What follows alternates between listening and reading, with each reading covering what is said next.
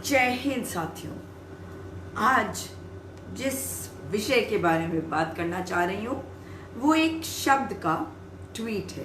वो शब्द क्या है? वो शब्द जो है वो है, जी हाँ, बड़ा ही इंटरेस्टिंग सा शब्द है। और जिस शब्द की बात मैं कर रही हूँ वो है असत्याग्रही। असत्याग्रही कौन है? असत्याग्रही किसने किसको बुलाया, इसके बारे में बात कर रही हूँ। असत्याग्रही एक ट्वीट था।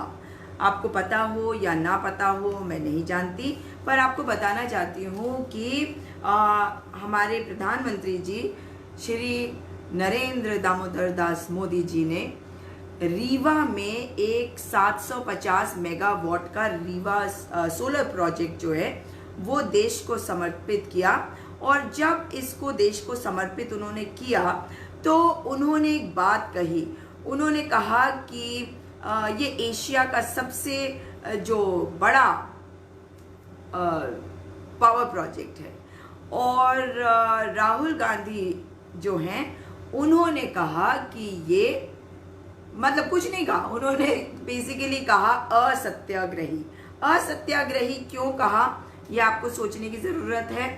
असत्याग्रही उनके कहने का मतलब था कि झूठ बोल रहे हैं। झूठ से क्या फर्क पड़ता है? वैसे आप लोगों से जानना चाहती हूँ और भक्तों से खास करके जानना चाहती हूँ कि अगर कोई झूठ बोलता है तो क्या कुछ फर्क पड़ता है आपको?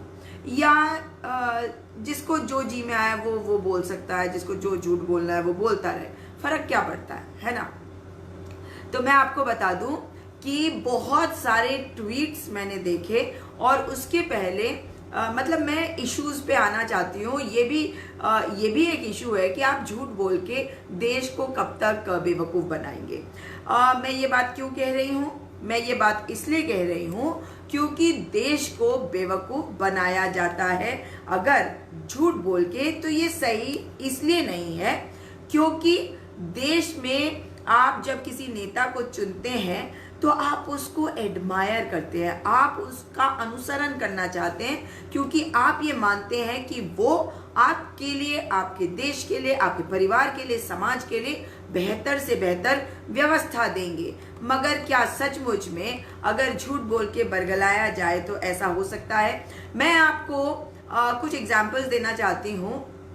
प्रधानमंत्री जी ने कहा था कि एक भी केस भारत में कोरोना का आने के पहले, जो कोरोना से जो देश अफेक्टेड थे वहां से कोई भी केस आने के पहले ही हमने कोरोना के जो स्क्रीनिंग है वो शुरू कर दी थी। मगर सच्चाई ये है कि 20 देश जो तब तक कोरोना संक्रमित लोगों से भर चुके थे, वहां से केवल 2 देश ऐसे थे जिनकी स्क्रीनिंग हो रही थी। और 23 मार्च तक केवल 19% लोग जो भारत में आए उनकी स्क्रीनिंग हुई। तो ये एक झूठ है। उन्होंने क्या कहा, असलियत क्या है?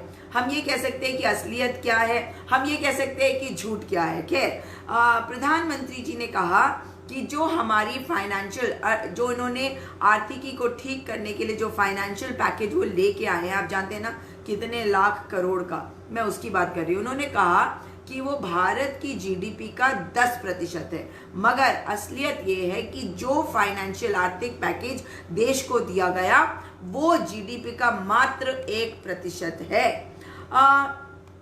अगर हम बात करें प्रधानमंत्री जी की इस बात का, जो उन्होंने 27 जून 2020 को भी कहा कि भारत जो है बाकी कई देशों से बेहतर स्थिति में है कोरोना संक्रमित लोगों के मामले में, कोरोना केसेस के मामले में, और जिस प्रकार से हम केसेस को लड़ रहे हैं। और उन्होंने ये बात कही थी जन्म शती मनाई जा रही थी किसी की वहां पे। और असलियत क्या है कि आप जानते हैं कि कोरोना केसेस जो हैं 7 लाख से 8 लाख मात्र 3 दिन में हो गए। तो आप ये समझ लीजिए कि ये किस प्रकार से बढ़ रहे हैं। इसके लिए आपको सावधान रहने की जरूरत है। इसके अलावा आपको मालूम ही होगा कि मतलब 24 घंटे के अंदर 27,000 केसेस आ गए हैं। इसका मतलब है कि हमें सचमुच में आत्मनिर्भर बना दिया है प्रधानमंत्री जी ने। आप स्वयं को बचाना चाहते हैं तो आप स्वयं की रक्षा स्वयं करिएगा। अब मैं वापस इस बात पे आना चाहती हूँ जो इन्होंने बताया कि रीवा सौर ऊर्जा परियोजना जो मध्य प्रदेश के रीवा में लगाई गई है वो 750 मेगावाट की है। उन्होंने कहा कि ये एशिया की सबसे बड़ी है। मगर इसके पहले आपको बता दूं कि अब ये कांग्रेस के राज में हुआ तो ये तो बात मुझे कहनी पड़ेगी। अब आप कहेंगे कि क्यों कह रही हूँ। खैर 2245 मेगावाट का भड़ला सोलर पार्क जोधपुर राजस्थान में लगा, जो दुनिया का सबसे बड़ा पावर प्रोजेक्ट है, सोलर पावर प्रोजेक्ट, यानी कि सौर ऊर्जा का प्रोजेक्ट। उसके बाद दूसरे नंबर वाला भी कांग्रेस के टाइम पे ही लगाया गया, शक्ति स्थल और ऊर्जा परियोजना पवगड़ा तालुक कर्नाटका में, जो 2050 मेगावाट का, ये भी भारत में है। हमें बहुत गर्व होना चाहिए कि ये सब भारत में है। तीसरा बता रही हूं, Kurnool ultra mega solar park Andhra Pradesh 1000 megawatt. मैं इसमें भी नहीं जाना चाहती कि कौन सी सरकार ने क्या किया। मैं आपको केवल ये बताना चाहती हूँ कि देश के जो बड़े बड़े पावर प्रोजेक्ट है सोलर वाले, वो कितनी क्षमता के हैं। तो आपने देखा कि ये भड़ला वाला जो राजस्थान में है, भड़ला सोलर पार्क जोधपुर में है राजस्थान में, ये 2245 मेगावाट। शक्ति स्थल सौर ऊर्जा परियोजना पवगड़ा तालुक कर्नाटका 2050 मेगावाट, और Kurnool ultra mega solar park Orvakal Andhra Pradesh में 1000 मेगावाट। और उसके बाद आता है रीवा सौर ऊर्जा परियोजना मध्य प्रदेश, जिसका उद्घाटन इन्होंने अभी किया और देश को समर्पित किया। 750 मेगावाट, बहुत अच्छी बात है। 750 मेगावाट भी बहुत बड़ा होता है, लेकिन ये दिखा के खाली हर समय करना कि हमसे ज्यादा कोई नहीं कर रहा, ये दुखद होता है। एक और भी बता रही हूँ आपको जो इससे कम है मगर देश का है, इसलिए गर्व हमें होना चाहिए। कमुठी सौर ऊर्जा संयंत्र कमुठी तमिलनाडु 648 मेगावाट, ये भी बहुत बढ़िया है। 750 भी बहुत बढ़िया, ये भी बहुत बढ़िया।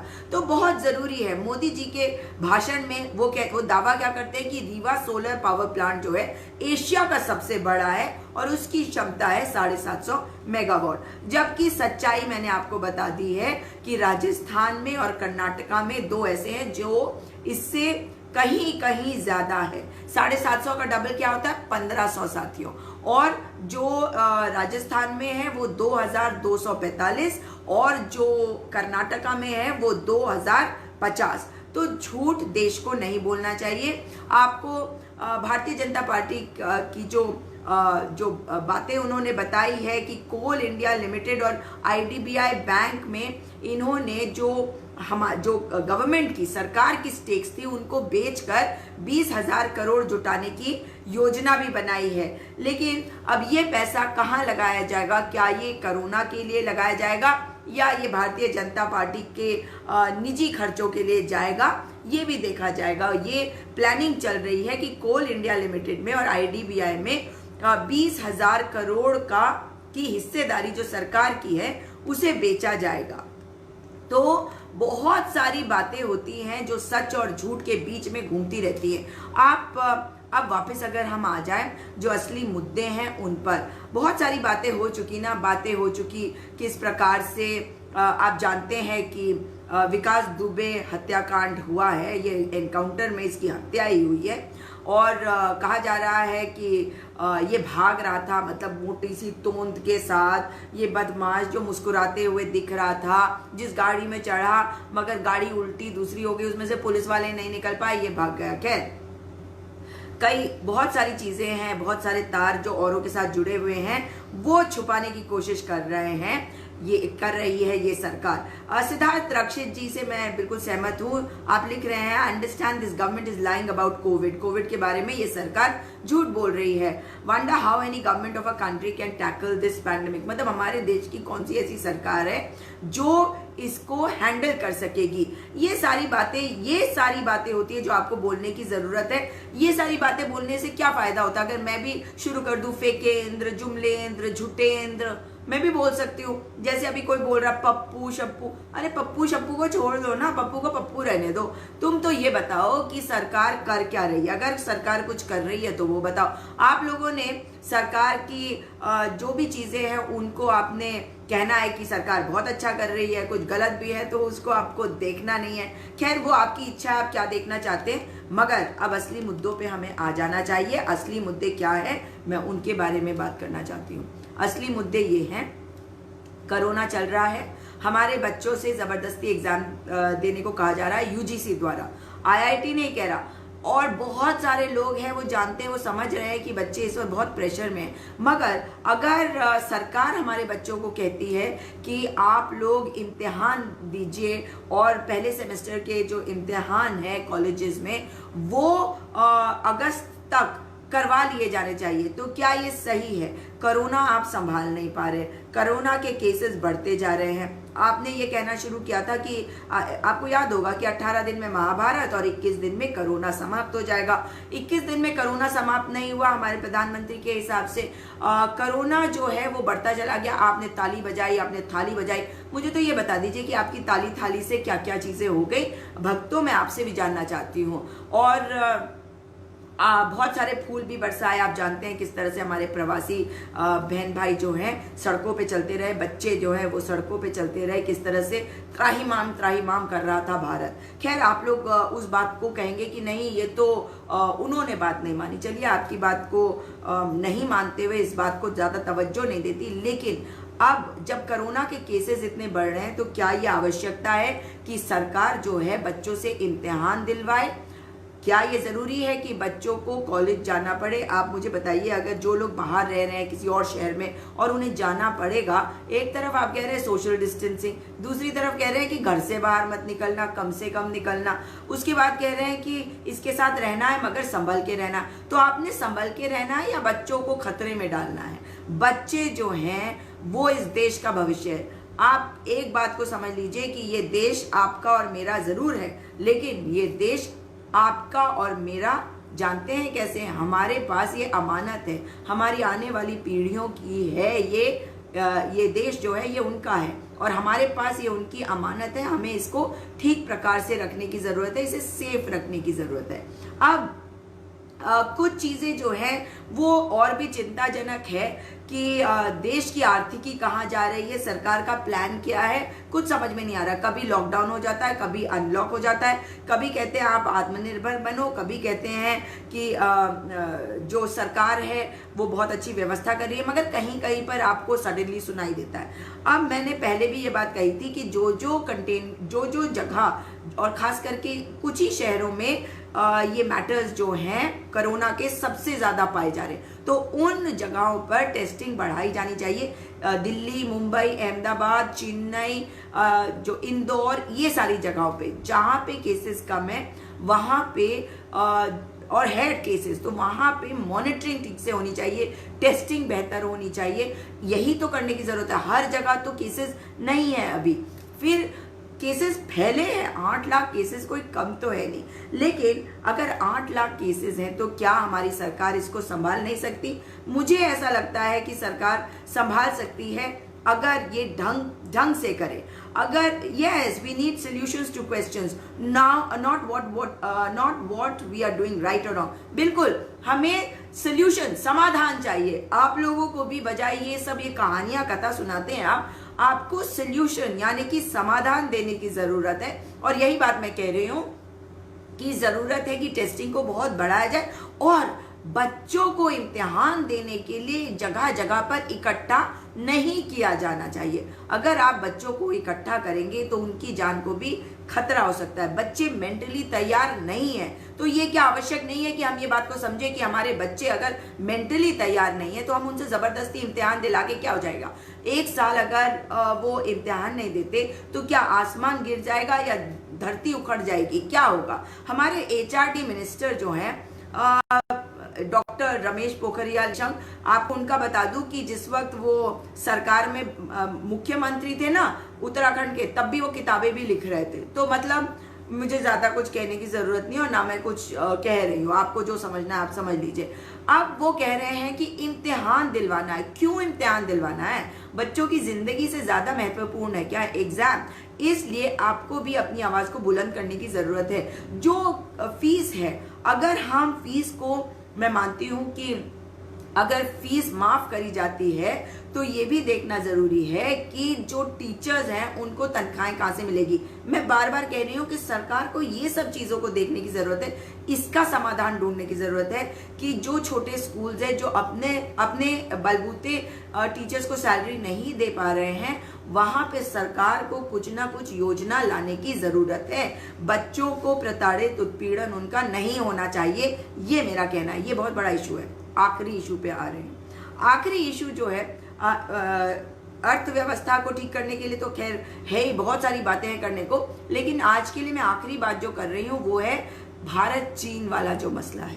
भारत चीन वाले मसले में हमारी सरकार को साफ साफ बताने की आवश्यकता है कि गलवान घाटी में क्या सिचुएशन है। हम चुप नहीं रहेंगे।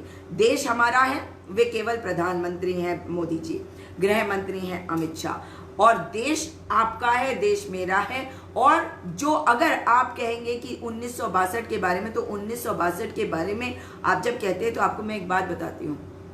1962 में एक ब्रिगेडियर साहब थे जिन्होंने एक पुस्तक भी लिखी और उनके पुत्र जो हैं उनसे मेरी वार्तालाप होती है और उन्होंने मुझे क्या, बहुत सीनियर है, बहुत सीनियर व्यक्ति हैं, बहुत उनका आदर सम्मान करती हूँ मैं, मगर जानते हैं वो नाराज थे सरकार से उस समय की, क्योंकि उनके पिताजी नाराज थे, क्योंकि जो बहुत सारी बातें आप भी कहते रहते हैं वो उनसे वो पूरी तरह से सहमत है, क्योंकि उनके पिताजी ने उन्हें यही बातें बताई।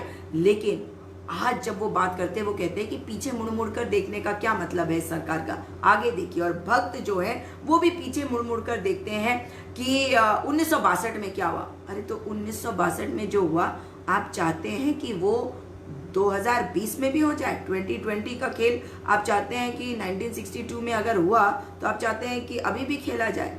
सोच के बात करा करिएगा।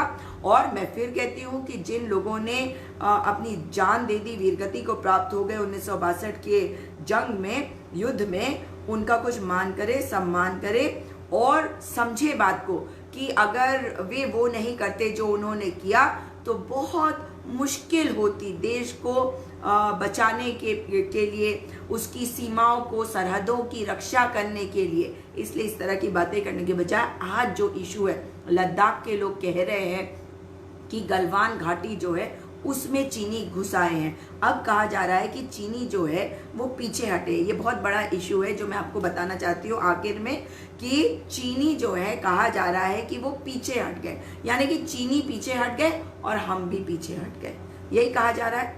आपको पता है LAC पर कोई नो मैंस लैंड नहीं होता, मतलब वहां पे जो लाइन बनाई गई है जिसका जहां तक कब्जा है ये माना गया, लाइन ऑफ एक्चुअल कंट्रोल, वो वहां पे जो है पेट्रोलिंग करते थे। अब क्या हुआ कि इस पूरे इशू में हमने एक बफर जोन बनाना शुरू कर दिया कि आप पीछे हटिए थोड़ा, हम पीछे हटेंगे। वो घुसे ना हमारे एरिया में तो हम क्यों पीछे हट रहे हैं? हटना तो उनको चाहिए, समझ रहे हैं आप? मैं आखिर में फिर से एक बार रिपीट कर रही हूँ, चीनी भारत में घुसे हैं, ये सबको ही जानते हैं। ये प्रधानमंत्री जी भले ही ना कहें, भाई वो तो जैसा कि राहुल गांधी ने कहा, मैंने आपको बताया ना, असत्याग्रही हैं। तो खैर मैं ये कह रही हूं कि अगर गलवान घाटी में चीनी घुसपैठ करके अंदर आए हमारे एरिया में तो हम पीछे क्यों हट रहे हैं? यानी कि अगर वो 4 किलोमीटर आए और 1 किलोमीटर या 1.5 किलोमीटर पीछे गए, 1 किलोमीटर गए तो 3 किलोमीटर वो अभी भी अंदर हैं, और हम यहां से, वो 4 किलोमीटर तो है ही, और पीछे आ रहे हैं 1 किलोमीटर। आप समझ रहे हैं मैं क्या कह रही हूँ? ये जो बफर जोन बन रहा है ना 2 किलोमीटर वाला, कि ये 1 किलोमीटर और 1 किलोमीटर इधर का, ये 2 किलोमीटर है, मगर भूलिएगा नहीं कि इधर 3 किलोमीटर है, यानी कि 3 और 2 5 किलोमीटर हमारे एरिया की बात हो रही है। तो सोचिएगा और अपनी आवाज को बुलंद करिएगा सरकार को, ताकि ये ना लगे कि वो जो करना चाहती है वो कर सके। हमारी धरती है, हमारा देश है, और हमारे देश का एक एक इंच हर भारतीय का है। वहाँ रहने वाले हर लद्दाखी का है। हर लद्दाखी की आवाज़ को अपनी आवाज़ दीजिए और अपने देश के लिए सोचिए, किसी एक व्यक्ति के बारे में मत सोचिए। बार बार भक्ति पूजा करना ठीक नहीं। सोशल मीडिया पे बहुत सारे फेक आईडीज़ हैं, सब भगवान की तस्वीरें लगाकर भक्ति करते हैं और अपशब्द बोलते हैं। उनके अपशब्दों से किसी को अब फर्क नहीं पड़ रहा, क्योंकि आपको पता है 2013, 14, 15, 16, 17 तक फर्क पड़ा। 18, 19 घटने लग गया। 19 में कुछ लोगों को फर्क पड़ना बिल्कुल ही खत्म हो गया।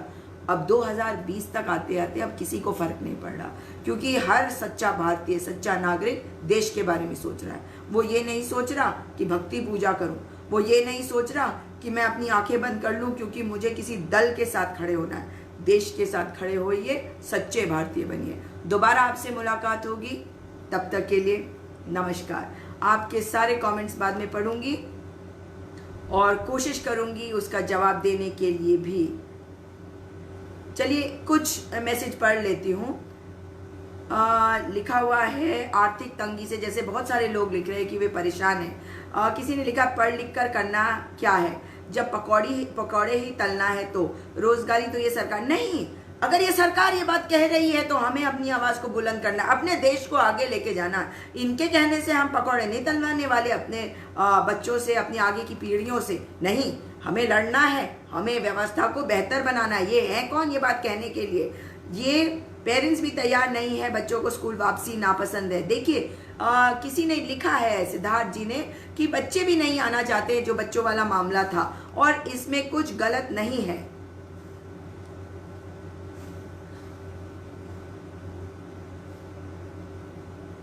सर पटकते रहो, पत्थर पर रोज, पता नहीं क्या लिख रहे हैं, समझ में नहीं आया। और ये जो है ना, नाम तो पांडे है, ब्राह्मण है, गाली दे के बात करता है। अपनी माँ को भी यही गाली देता है, अपनी बहन को भी यही गाली देता है। तेरी माँ यही है? अच्छा समझ गई। तू अपने बारे में बता रहा ना, तू किसका बेटा है? Very good. Yes, Siddharth ji फिर कह रहे हैं कि सही है, don't trust China, this issue has been the issue there since. और आपको बताऊं, एक पुरानी वीडियो मैंने राहुल गांधी की देखी जिसमें उन्होंने कहा कि हमारा असली दुश्मन चीन है। सचमुच में चीन इतना घुस गया हर चीज में। हमारे को ये ध्यान रखना पड़ेगा कि हम अपने देश के बारे में सोचें। हमारी सरकारें हमसे हैं, हम सरकार से नहीं है, सरकार हमसे है। आप याद रखिए कि ये जो आप जब वोट देने जाते हैं ना, ये जो आपके इंक लगता है, आपके पास क्या शक्ति है आप नहीं समझ सकते। आप सोचते हैं कि नहीं मेरे पास तो कोई शक्ति नहीं है, जो ये करना चाहते हैं वो कर सकते हैं। नहीं, ऐसा नहीं है। हम एक सभ्य समाज का हिस्सा है। इसमें कमियां हैं, मैं मानती हूँ बहुत कमियां हैं, पर साथियों इन कमियों से लड़कर, इन कमियों से जूझकर हम बेहतर व्यवस्था बना सकेंगे। बहुत धीरे धीरे होगा, मानती हूँ इस बात को भी, लेकिन तेज भी हो सकता है अगर आप ज्यादा जागरूक बन जाएं। इसीलिए चाहती हूँ कि आप सभी जागरूक बने, अपनी आवाज को बुलंद करें, अपने देश के लिए बोले, अपने बच्चों के लिए, अपने बच्चों के भविष्य के लिए, इस देश के भविष्य के लिए अपनी आवाज को बुलंद करते रहें। देखिए डॉक्टर कफील खान को देखिए, जेल में है डॉक्टर कफील खान। उनके ऊपर बहुत सीरियस केस लगाया गया और किस प्रकार से खुलेआम घूम रहे हैं अपराधी। कौन से अपराधी? एक अपराधी मारा गया, आप जानते हैं, एनकाउंटर पर। एनकाउंटर अगर फेक होता है तो इसका मतलब उसकी हत्या कर दी गई, और उसको तो मरना ही था, उसको सजाए मौत मिलनी ही चाहिए थी, लेकिन हमें पता है कि उसे बचा लिया जाता है ना। इसीलिए आप लोग कभी कभी खुश भी होते हैं, कभी कभी नहीं, बहुत सारे लोग बहुत खुश भी होते हैं कि हमारा कानूनी व्यवस्था इतनी बेकार है कि लोग बच जाते हैं। नहीं, ऐसे नहीं सोचने की जरूरत। व्यवस्था को ठीक करिए, वरना तो ये सिस्टम चलता रहेगा ना। इसी तरह विकास दुबे पैदा होते रहेंगे, इसी तरह इन्हें राजनीतिक संरक्षण मिलता रहेगा। इसी तरह से जब गर्दन फंसेगी राजनीतिक लोगों की तो वो फेक एनकाउंटर करवा देंगे, या मतलब इस तरह से मरवा देंगे, या जो भी हो जाएगा, आपसी रंजिश से मर जाएंगे। तो क्या आप चाहते हैं कि देश इसी तरह से चलता रहे और इस तरह के लोग हमारे समाज में पनपते रहे? नहीं चाहते ना? अगर नहीं चाहते तो अपनी आवाज़ को बुलंद करिए और याद रखिए कि अगर आप अपनी आवाज़ को बुलंद करेंगे तो हम इन सब चीज़ों को ठीक भी कर सकते हैं।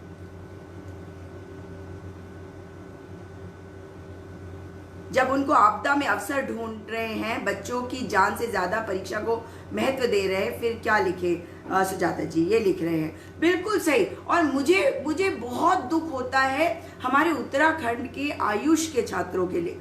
आयुष के छात्रों को, आपको पता है, रेट्रोस्पेक्टिवली मतलब फीस जब बढ़ती है बच्चों की तो उस साल बढ़ती है ना जिस साल बच्चे उस पर्टिकुलर क्लास में जाते हैं। यहाँ देखिए क्या हुआ, बच्चे आए कॉलेज में, एंट्रेंस पास करके ये कॉलेज ज्वाइन कर लिया इन्होंने।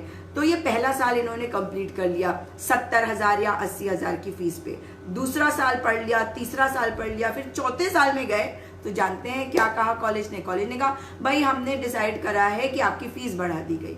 तो कहा कितनी फीस बढ़ी? पता चला 80,000 से सब 2,15,000 के करीब। मैं एक एग्जांपल दे रही हूँ, ज्यादा कम हर कॉलेज में अलग अलग होता है।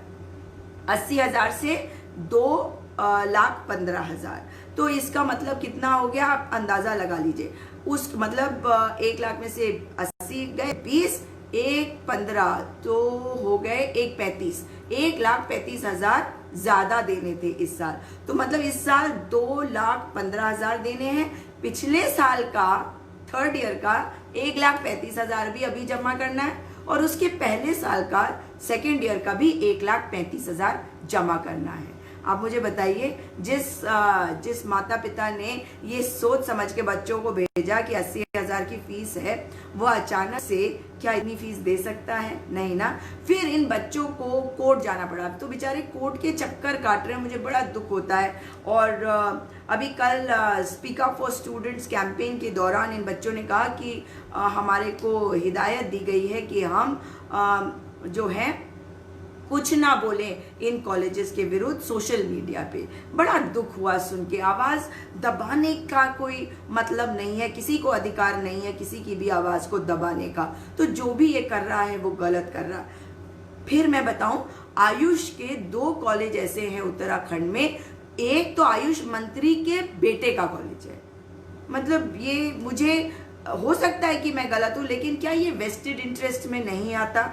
और एक कॉलेज जो है वो HRD मिनिस्टर की बेटी का है। तो जब और मैं इनका नाम इसलिए ले रही हूँ क्योंकि ये इतने, अगर मंत्री हैं केंद्र में, राज्य में, तब तो इनकी जिम्मेदारी और बढ़ जाती है कि ये देखे कि बच्चों का उत्पीड़न ना हो।